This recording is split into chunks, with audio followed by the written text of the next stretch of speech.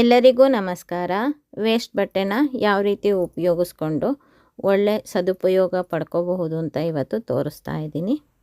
ನೋಡಿ, ನಾವು ಬಟ್ಟೆ ಹೊಲಿದು ಉಳಿದಿರುತ್ತಲ್ಲ ಬಟ್ಟೆ ಅಂಥದ್ರಲ್ಲಿ ಒಂದು ಪೀಸು ಕೂಡ ವೇಸ್ಟ್ ಆಗ್ದಂಗೆ ಕಟ್ ಮಾಡಿ ಏನು ಮಾಡ್ಬೋದು ಅಂತ ಇವತ್ತು ತೋರಿಸ್ತಾ ಇದ್ದೀನಿ. ನೋಡಿ, ನಾನು ವೇಸ್ಟ್ ಬಟ್ಟೆನಲ್ಲಿ ಇವತ್ತು ತೊಗೊಂಡಿರೋದು ಎರಡೆರಡು ಕಲರ್ ಬಟ್ಟೆನ ಮಿಕ್ಸ್ ಮಾಡಿ ಮಾಡ್ತಾ ಇದ್ದೀನಿ.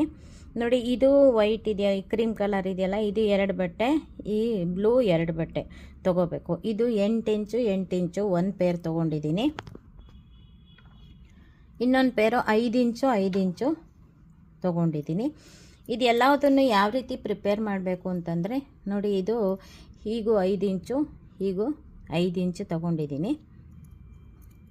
ನೋಡಿರಿ, ಸೆಂಟ್ರಿಗೆ ಎರಡನ್ನು ಜೋಡಿಸಿಟ್ಕೊಂಡು ಇಲ್ಲಿ 2 ಗೆರೆ ಹಾಕ್ಕೋಬೇಕು. ಸೆಂಟ್ರಿಗೆ ಒಂದು ಗೆರೆ ಹಾಕ್ಕೊಂಡು ಆ ಕಡೆ ಪಕ್ಕ 1/4 ಇಂಚು, ಈ ಕಡೆ ಪಕ್ಕ 1/4 ಇಂಚು ಅಳತೆ ಬಿಟ್ಕೊಂಡು 2 ಗೆರೆ ಹಾಕ್ಕೋಬೇಕು. ನಿಮಗೆ ಹೊಲಿಯೋಕ್ಕೆ ಬರದೇ ಹೋದರೆ ಈ ರೀತಿ ಹಾಕ್ಕೋಬೇಕು.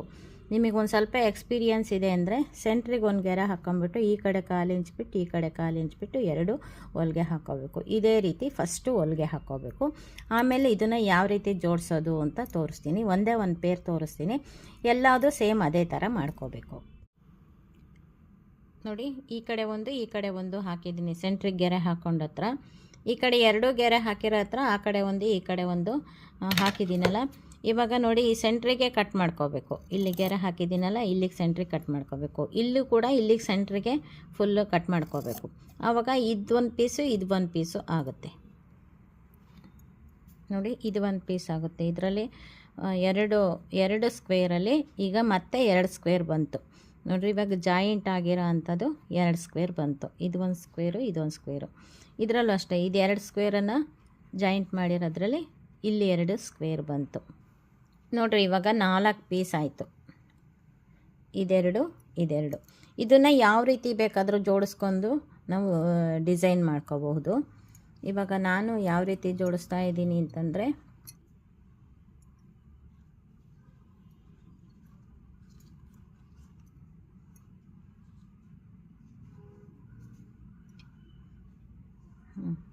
ನೋಡಿ, ಈ ರೀತಿ ಜೋಡಿಸಿದ್ದೀನಿ. ಇದು ಒಂದು ಸ್ಕ್ವೇರ್ ಆಯಿತು. ಇದು ಒಂದು ಡಿಸೈನ್ ಆಗುತ್ತೆ. ಇದೆರಡನ್ನು ಜಾಯಿಂಟ್ ಮಾಡಬೇಕು, ಇದೆರಡನ್ನು ಜಾಯಿಂಟ್ ಮಾಡಬೇಕು, ಆಮೇಲೆ ಎರಡನ್ನೂ ಸೇರಿಸಿ ಇದನ್ನು ಜಾಯಿಂಟ್ ಮಾಡಬೇಕು. ಅದನ್ನು ತೋರಿಸ್ತೀನಿ. ಅದಕ್ಕಿಂತ ಮುಂಚೆ ನಿಮಗೆ ಡಿಸೈನ್ಗಳನ್ನು ಬೇರೆ ಬೇರೆ ಥರ ಯಾವ ರೀತಿ ಮಾಡ್ಕೊಳ್ಳೋದು ಅಂತ ತೋರಿಸ್ತೀನಿ. ನೋಡಿ, ಇಲ್ಲಿ ಜೋಡಿಸಿದ್ದೀನಲ್ಲ, ಅದೇ ಡಿಸೈನು ಹೊಲ್ದಾದ್ಮೇಲೆ ಯಾವ ರೀತಿ ಬರುತ್ತೆ ಅಂತ ತೋರಿಸ್ತಾ ಇದ್ದೀನಿ. ಇದು ಬೇರೆ ಡಿಸೈನು. ನೋಡಿ, ಇದು ಸೇಮ್ ಅದೇ ಥರ ಇದೆ. ಇದರಲ್ಲಿ ನಾವು ತುಂಬ ಥರ ಮಾಡ್ಬೋದು. ಈಗ ಒಂದು 12 ಡಿಸೈನನ್ನು ತೋರಿಸ್ತೀನಿ. ನೋಡಿ, ಈ ಥರ ಜೋಡಿಸಿದ್ರೆ ಈ ಥರ ಆಗುತ್ತೆ. ಇದೇ 4 ಇದನ್ನು ಈ ಥರ ಬೇಕಾದರೂ ಜೋಡಿಸ್ಬೋದು. ಈ ಥರ ಬರುತ್ತೆ ಡಿಸೈನು. ಆಮೇಲೆ ನೋಡಿ, ಈ ಥರ ಬೇಕಾದರೂ ಮಾಡ್ಕೋಬಹುದು. ನೋಡಿ, ಈ ಥರ ಬೇಕಾದರೂ ಮಾಡ್ಕೋಬೋದು. ಇದು 4 ಡಿಸೈನು. ಇಲ್ಲಿಗೆ 2 ಸೇಮ್ ಬರುತ್ತೆ. ಈ ಕಡೆ ಲಾಸ್ಟಲ್ಲಿ ಈ ಥರ ಬರುತ್ತೆ. ನೋಡಿರಿ, ಇಲ್ಲಿ ಸೆಂಟ್ರಲ್ಲಿ ಆ ಕಡೆ ಒಂದು, ಈ ಕಡೆ ಒಂದು, ಈ ಕಡೆ ಒಂದು, ಈ ಕಡೆ ಒಂದು, ಈ ಥರ ಡಿಸೈನ್ ಬೇಕಾದ್ರೂ ಮಾಡ್ಕೋಬೋದು. ಇದು ನೋಡಿ, ಈ ಥರ ಬೇಕಾದರೂ ಮಾಡ್ಕೋಬೋದು. ಸೇಮ್ ಎಲ್ಲ ಇದೇ ಥರ ಮಾಡಿಕೊಂಡು ಉದ್ದಕ್ಕೂ ಜೋಡಿಸ್ಕೊಂಡು ಹೋದರೆ ಇದೇ ಡಿಸೈನ್ ಬರುತ್ತೆ. ಅದೇ ಥರ ಸೇಮು. ನೋಡಿರಿ, ಇಲ್ಲಿ ಒಂದು ಡಿಸೈನ್ ಮಾಡಿದ್ದೀನಿ. ಸೆಂಟ್ರಿಗೆ ಮಾತ್ರ ಬ್ಲ್ಯಾಕ್ ಬರೋದು.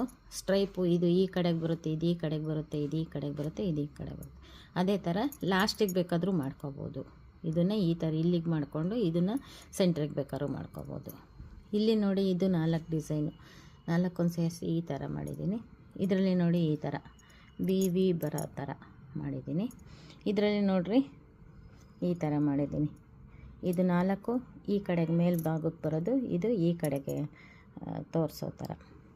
ಇದು ನೋಡಿ, ಇಲ್ಲಿ ಹಿಂಭಾಗದಲ್ಲಿ ಒಂದು ಡಿಸೈನ್ ಇತ್ತಲ್ಲ, ಸೇಮ್ ಅದೇ ಥರನೇ ಒಂದು ಸ್ವಲ್ಪ ಕಲರ್ ಚೇಂಜ್ ಮಾಡಿದ್ದೀನಿ. ಇದು ನೋಡಿ, ಈ ಥರ ಬರುತ್ತೆ.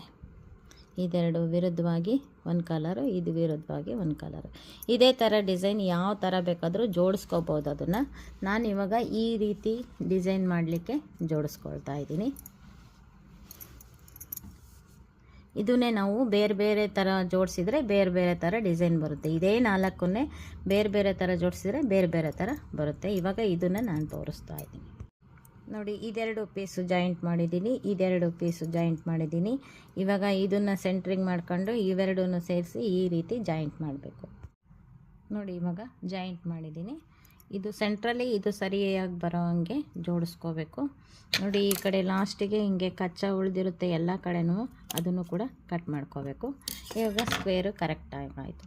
ಇದೇ ಥರ ಒಂದಕ್ಕೊಂದಕ್ಕೆ ಜಾಯಿಂಟ್ ಮಾಡ್ಕೊಂಡು ಈಗ ನಾನು ಒಂದು ರಜಾಯಿ ಮಾಡೋಕ್ಕೆ ತೋರಿಸ್ತಾ ಇದ್ದೀನಿ. ಅಂದರೆ ದಟ್ಟ ಅಥವಾ ಬೆಡ್ಶೀಟ್ ಮಾಡ್ತಾಯಿದ್ದೀನಿ. ಸೇಮ್ ಸುತ್ತಲೂ ಮಾಡೋದಕ್ಕೆ ನಾನು 5 ಇಂಚಿಂದು ತೊಗೊಂಡಿದ್ದೀನಿ. ಇದು 8 ಇಂಚಿಂದು ಕೂಡ ಮಾಡ್ತಾಯಿದ್ದೀನಿ. ಇದನ್ನು ಸೆಂಟ್ರಿಗೆ ಹಾಕ್ತಾಯಿದ್ದೀನಿ. ಎಲ್ಲ ಸೇಮ್ ಮಾಡೋದು.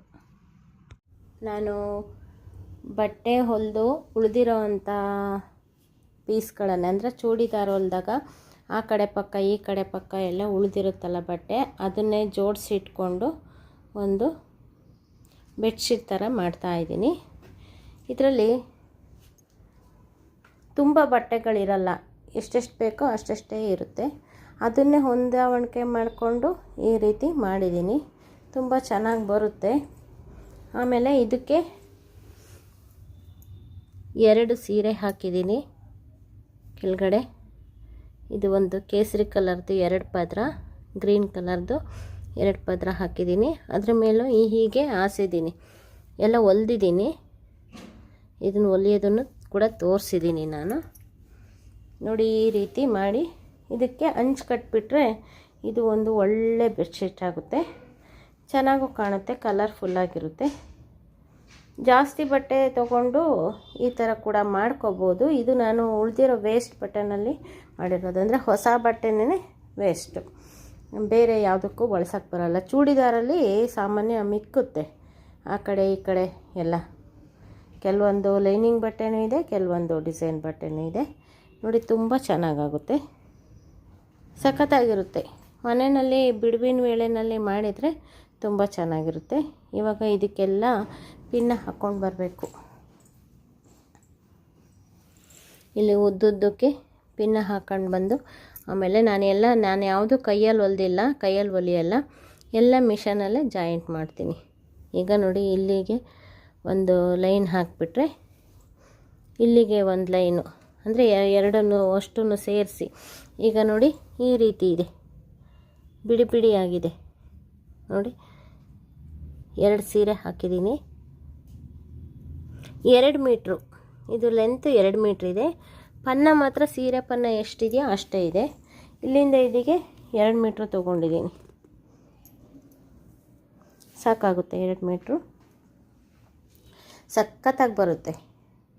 ಇದಕ್ಕೆ ಒಂದು ದಡ ಕಟ್ಟೋದಕ್ಕೆ ಒಂದು ಸ್ಕೈ ಬ್ಲೂ ಪಟ್ಟಿಯನ್ನು ತೊಗೊಂಡಿದ್ದೀನಿ. ಅದನ್ನು ಕೂಡ ತೋರಿಸ್ತೀನಿ, ಹೊಲ್ದಾದ್ಮೇಲೆ ತೋರಿಸ್ತೀನಿ ನಿಮಗೆ. ಇದರಲ್ಲೇ ಇದು ಸ್ವಸ್ತಿಕ್ ಥರ ಬಂದಿದೆಯಲ್ಲ, ಅದರಲ್ಲೇ ಯಾವ ಡಿಸೈನ್ ಬೇಕಾದ್ರೂ ಮಾಡ್ಕೋಬೋದು. ನಾನು ಒಂದು ವಿಡಿಯೋ ಹಾಕಿದ್ದೀನಿ ಹಳೇದು, ಅದ್ರದ್ದು ಲಿಂಕ್ ಬೇಕಾದರೆ ಕೊಟ್ಟಿರ್ತೀನಿ, ನೋಡ್ಕೊಳ್ಳಿ. ತುಂಬ ಡಿಸೈನ್ಗಳನ್ನು ಮಾಡ್ಬೋದು ವೇಸ್ಟ್ ಬಟ್ಟೆನಲ್ಲಿ. ಫುಲ್ಲು ಒಂದು ನಾವು ತಡಿ ಅಥವಾ ಇದನ್ನು ಹೊಲಿಸ್ತೀವಲ್ಲ, ಬೇರೆಯವ್ರ ಹತ್ರ ಬಂದಾಗ ಹೊಲಿಸ್ತೀವಲ್ಲ, ಅದನ್ನು ನಾವೇ ರೆಡಿ ಮಾಡ್ಕೊಂಡು, ಅಂದರೆ ಸೀರೆಗಳು ತುಂಬ ಚೆನ್ನಾಗಿರುತ್ತೆ. ಯಾವುದೂ ಏನು ಸುಕ್ಕಾಗಿರಲ್ಲ, ಏನೂ ಆಗಿರಲ್ಲ, ತುಂಬ ಚೆನ್ನಾಗಿದೆ ಸೀರೆನೂ. ಅದೇ ನೋಡಿ, ಈ ಥರ ಒಂದು ಏನಾದರೂ ಒಂಚೂರು ಕಲೆಗಿಲ್ಲ ಆಗಿದ್ದರೆ ಉಡೋದಕ್ಕೆ ಚೆನ್ನಾಗಿರೋಲ್ಲ. ಆದ್ದರಿಂದ ಒಳ್ಳೊಳ್ಳೆ ಸೀರೆಗಳೇ ಹಾಕಿದ್ದೀನಿ, ತುಂಬ ಚೆನ್ನಾಗಿದೆ ನೋಡಿ. ಬಿಡುವಿನ ವೇಳೆಯಲ್ಲಿ ನೀವು ಮಾಡ್ಕೋಬೋದು. ಈಗ ಎಲ್ಲ ನೋಡಿ ಪಿನ್ನ ಇಟ್ಕೊಂಡಿದ್ದೀನಿ. ನಾನು ಸೇಫ್ಟಿ ಪಿನ್ ತೊಗೊಂಡಿದ್ದೀನಿ, ಏಕೆಂದರೆ ಇದು ಹಾಗಾಗಿ ಉದುರೋಗುತ್ತೆ. ಇದನ್ನು ಲಾಕ್ ಮಾಡಿ ಇಟ್ಕೊಂಡ್ಬಿಟ್ಟು ನಾವು ತುಂಬ ಹಿಂಗೆ ಎಳ್ದಾಡಬೇಕಲ್ಲ, ಹಾಗಾಗಿ ಈ ಥರ ಪಿನ್ ಹಾಕ್ಕೊಂಡ್ರೆ ನಮಗೆ ಈಸಿ ಆಗುತ್ತೆ. ಈಗ ಅದು ಅಷ್ಟನ್ನು ಹಾಕಿಬಿಟ್ಟು ಈಗ ಮಿಷನ್ ಹತ್ರ ಎಲ್ಲ ಎತ್ಕೊಂಡು ಹೋದಾಗ ವ್ಯತ್ಯಾಸ ಆಗುತ್ತಲ್ಲ ಅಂತ ಪಿನ್ ಹಾಕ್ಬಿಟ್ಟು ಹೊಲಿತೀನಿ. ಆಮೇಲೆ ಬ್ಯಾಕ್ ಸೈಡು ಕೂಡ ತೋರಿಸ್ತೀನಿ ನೋಡಿ. ಬ್ಯಾಕ್ ಸೈಡ್ ಈ ರೀತಿ ಬರುತ್ತೆ, ಇಲ್ಲಿಗೆ ಒಂದೊಂದು ಹೊಲಿಗೆ ಬರುತ್ತೆ. ಬೇಕು ಅಂದರೆ ಮತ್ತೆ ಮಧ್ಯದಲ್ಲೂ ಹಾಕ್ಕೋಬೋದು ನೋಡಿ. ಇಲ್ಲಿ ಜಾಯಿಂಟ್ ಮಾಡಿದ್ದೀನಿ ನೋಡಿರಿ ಇಲ್ಲಿಂದ ಇಷ್ಟಕ್ಕೆ ಅಷ್ಟನ್ನು ಸೇರಿಸಿ ಜಾಯಿಂಟ್ ಮಾಡಿದ್ದೀನಿ.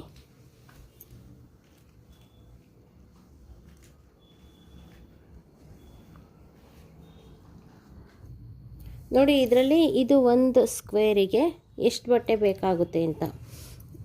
ಇದು ಎರಡು ಒಂದು ಸ್ಕ್ವೇರು, ಇದೆರಡು ಒಂದು ಸ್ಕ್ವೇರು, ಇದೆರಡು ಒಂದು ಸ್ಕ್ವೇರು, ಇದು ಎರಡು ಒಂದು ಸ್ಕ್ವೇರು, ಅಂದರೆ ಎರಡು ಇದು ಕ್ರೀಮ್ ಕಲರ್ದು ಸ್ಕ್ವೇರು, ಇನ್ನು ರೆಡ್ ಕಲರ್ದು ಎರಡು ಸ್ಕ್ವೇರು, ಅಲ್ಲಿಗೆ ಟೋಟಲ್ 4 ಸ್ಕ್ವೇರು, 1 2 3 4. ಅದನ್ನು ಮಧ್ಯಕ್ಕೆ ಜಾಯಿಂಟ್ ಮಾಡಿಬಿಟ್ಟು ಕಟ್ ಮಾಡಿಬಿಟ್ಟು ಮಧ್ಯಕ್ಕೆ 2 ಹೊಲಿಗೆ ಹಾಕಿ ಮಧ್ಯದಲ್ಲಿ ಕಟ್ ಮಾಡಿ ಈ ರೀತಿ ಡಿಸೈನ್ ಮಾಡೋದು. ಎಲ್ಲ ಸ್ಕ್ವೇರ್ಗಳಿಗೂ ಅಷ್ಟೇ 4 ಬಟ್ಟೆ ಬರುತ್ತೆ. ಸಿಂಗಲ್ಲು ಅಂದರೆ ಎಲ್ಲ ಕಡೆನೂ ಹೊಲಿಗೆ ಇರುತ್ತೆ, ನೀಟಾಗಿ ಮಾಡ್ಕೋಬೇಕು. ನೋಡಿ ಎಲ್ಲ ಸ್ಕ್ವೇರಿಗೂ ಅಷ್ಟೇ. ತುಂಬ ಚೆನ್ನಾಗಿ ಬರುತ್ತೆ. ಇನ್ನು ಒಂದೇ ಥರ ಡಿಸೈನು ಅಂದರೆ ಡಿಸೈನು ಫುಲ್ಲು ಒಂದೇ ಥರ ಅಂದರೆ ಇದಿದೆಯಲ್ಲ ಇದನ್ನೇ ಫುಲ್ಲು ಎಲ್ಲ ಕಡೆಗೂ ರೌಂಡಿಗೆ ಹಾಕಿ ಮಾಡ್ಬೋದು. ಅಂದರೆ ಇದು ಉಳಿದಿರೋ ಬಟ್ಟೆನ ಯೂಸ್ ಮಾಡ್ಕೋಬೇಕು ಅಂತ ನಾನು ಮಾಡಿರೋದು. ಇದು ಯಾವುದಕ್ಕೂ ಬೇರೆದಕ್ಕೆ ಡ್ರೆಸ್ಗಳಿಗಾಗಲಿ ಬೇರೆದಕ್ಕೆ ಏನಕ್ಕೂ ಉಪಯೋಗಿಸೋಕ್ಕೆ ಬರೋದಿಲ್ಲ. ದಿಂಬಿನ ಕವರು ಅದು ಇದು ಮಾಡ್ಕೋಬೋದು. ಅದೇ ರೀತಿ ನಾನು ಇವತ್ತು ಒಂದು ದಟ್ಟ ಅಂತ ಹೇಳ್ತೀವಿ, ಇಲ್ಲಿ ಬಂದರ ಹತ್ರ ಹೊಲಿಸ್ತೀವಲ್ಲ ಅದೇ ಥರ ಇದನ್ನು ರೆಡಿ ಮಾಡಿದ್ದೀನಿ.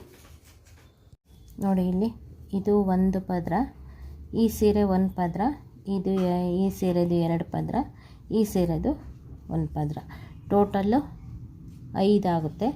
5 ಸೇರಿಸಿ ಇಲ್ಲಿ ಇಷ್ಟಿಷ್ಟೇ ಜಾಯಿಂಟ್ ಮಾಡ್ಕೊಂಡಿದ್ದೀನಿ. ಏಕೆಂದರೆ ನೀಟಾಗಿ ಕೂತ್ಕೋಬೇಕಲ್ಲ ಇಷ್ಟು ಅಳತೆಗೆ ಅಂತ, ನೀಟಾಗಿ ಬರುತ್ತೆ. ಇಲ್ಲಿಗೆ ಒಂದು ದಡ ಕಟ್ತೀನಿ, ಸಖತ್ತಾಗಿ ಬರುತ್ತೆ. ನೋಡಿ ಅಲ್ಲಲ್ಲಿಗೆ ಹಿತ್ತಾಳೆ ಪಿನ್ನು ಲಾಕ್ ಆಗೋವಂಥ ಪಿನ್ನುಗಳನ್ನು ಹಾಕ್ಕೊಂಡಿದ್ದೀನಿ. ಓಪನ್ ಪಿನ್ ಹಾಕ್ಕೋಬೇಡಿ. ಈಗ ನೋಡಿ ಎತ್ಕೊಂಡು ಹೋಗಿ ಹೊಲಿದ್ರೂ ಕೂಡ ಏನು ವ್ಯತ್ಯಾಸ ಆಗೋದಿಲ್ಲ.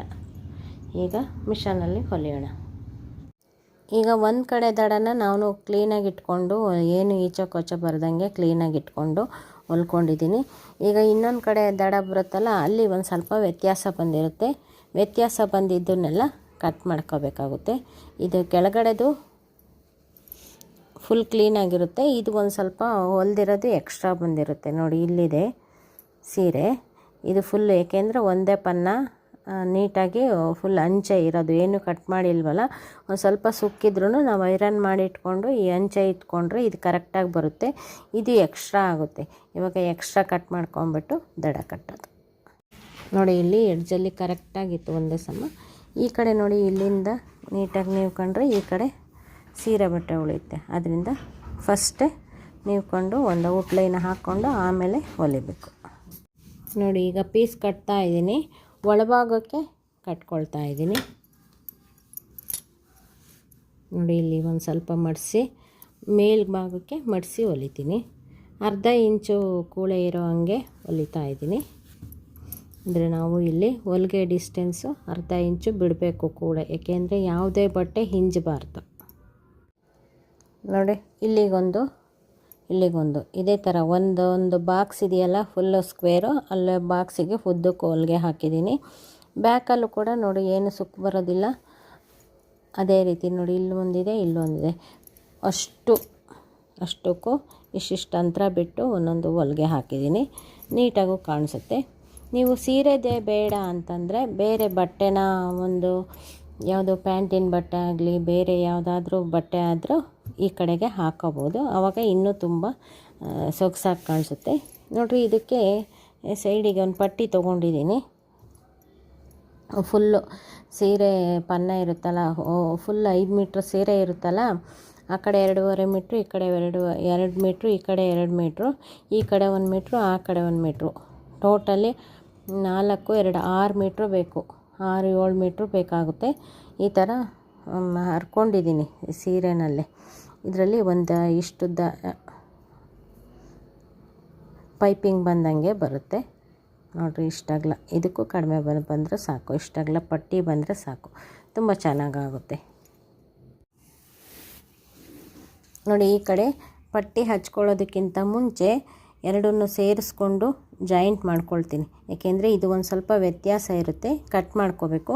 ಆಮೇಲೆ ಈ ಕಡೆ ಹೊಲಿಗೆ ಇರುತ್ತಲ್ಲ ಅದನ್ನು ಹಿಂಗೆ ನೀವು ಕಂಡುಬಿಟ್ಟು ಇಲ್ಲಿ ನೀಟಾಗಿ ಮಾಡಿಕೊಂಡು ಫಸ್ಟಿಗೆ ಒಂದು ಹೊಲಿಗೆ ಹಾಕ್ಕೊಂಬಿಟ್ಟು ಆಮೇಲೆ ಪಟ್ಟಿ ಹಚ್ಕೋಬೇಕು. ಒಂದು ಸ್ವಲ್ಪ ಈಚಕೋಚ ಎಲ್ಲ ಇರುತ್ತೆ, ಎಕ್ಸ್ಟ್ರಾ ಕೂಳೆ ಥರ ಇರುತ್ತೆ, ಅದನ್ನೆಲ್ಲ ಕಟ್ಟಿಂಗ್ ಮಾಡಿ ಆಮೇಲೆ ಪಟ್ಟಿ ಹಚ್ಕೋಬೇಕು. ನೋಡಿ, ಹೀಗೆ ಔಟ್ಲೈನ್ ಹಾಕ್ಕೊಂಡಿದ್ರು ಕೂಡ ಇಲ್ಲಿ 4 ಪದರ ಇದೆ. ಇದಲ್ದಲೆ ಎಲ್ಲ ಪದರಗಳು ಸೇರ್ಕೊಂಡಿದೆಯಾ ಇಲ್ವೋ ಅಂತ ನೋಡಿಕೊಂಡು ಕಟ್ಟಿಂಗ್ ಮಾಡಬೇಕು. ಇಲ್ಲಾಂದರೆ ಹಿಂಗೆ ಎಳೆದ್ರೆ ಬಂದುಬಿಡುತ್ತೆ. ನಾವು ದಡ ಕಟ್ಟೋದಕ್ಕಿಂತ ಮುಂಚೆ ಅಷ್ಟನ್ನು ಸೇರಿಸಿ ಇಲ್ಲಿಗೆ ಇದು ವೇಸ್ಟ್ ಆದರೂ ಪರವಾಗಿಲ್ಲ ಕಟ್ಟಿಂಗ್ ಮಾಡಿಕೊಂಡು ಆಮೇಲೆ ದಡ ಕಟ್ಟಬೇಕು. ಆವಾಗ ಯಾವುದೇ ಎಳೆ ಕೂಡ ಹಿಂಜೋದಿಲ್ಲ. ನೋಡಿ, ಸಖತ್ತಾಗಿರೋ ಅಂಥ ಬೆಡ್ಶೀಟು ರೆಡಿ ಆಯಿತು. ಇದನ್ನು ಚಾಪೆ ಥರ ಹಾಸ್ಕೊಂಡು ನನ್ನ ಮೊಮ್ಮಗ ಆಟ ಆಡೋಕ್ಕೆ ಆಟ ಸಾಮಾನೆಲ್ಲ ಇಟ್ಕೊಂಡು ಅದಕ್ಕೆ ಬಳಸ್ತೀನಿ. ಸಖತ್ತಾಗಿ ಬಂತು. ಹಾಸಣ ಕೆಳಗೆ ನೋಡಿ, ಸಖತ್ತಾಗಿರೋ ಅಂಥ ಬೆಡ್ಶೀಟು ಅಥವಾ ದಟ್ಟ ರೆಡಿ ಆಯಿತು. ನನ್ನ ಮೊಮ್ಮಗ ಆಟ ಸಾಮಾನೆಲ್ಲ ಇಟ್ಕೊಂಡು ಆಟ ಆಡೋಕ್ಕೆ ತುಂಬ ಚೆನ್ನಾಗಾಗಿದೆ. ನೆಲ ತಣ್ಣಗಿರುತ್ತಲ್ಲ, ಇದ್ರ ಮೇಲೆ ಕೂತ್ಕೊಂಡು ಆಟ ಆಡ್ಬೋದು. ಈ ಕಡೆ ನಿಂತ ಅಪ್ಪು ಕಡೆಗೆ ನೋಡ್ಬೇಕು. ಈ ಕಡೆಗೆ ಬಾ ಇನ್ನೊಂಚೂರು. ಅಪ್ಪು ಕಡೆಗೆ ತಿರ್ಗು. ಹಂಗೆ ಇದು ಕ್ಯಾಮ್ರಾ ಟಾಟಾ ಮಾಡು. ನಗು, ಟಾಟಾ ಮಾಡು. ಟಾಟಾ ಮಾಡು ಕ್ಯಾಮ್ರಾಗೆ. ಇದು ಕ್ಯಾಮ್ರಾ ಇಲ್ಲ ಐತೆ, ಇಲ್ಲಿ ಹಿಂಗೆ ಟಾಟಾ ಮಾಡ. ಇದಕ್ಕೆ ಮೊಬೈಲಿಗೆ ಟಾಟಾ ಮಾಡು. ಹಾಯ್ ಅನ್ನು.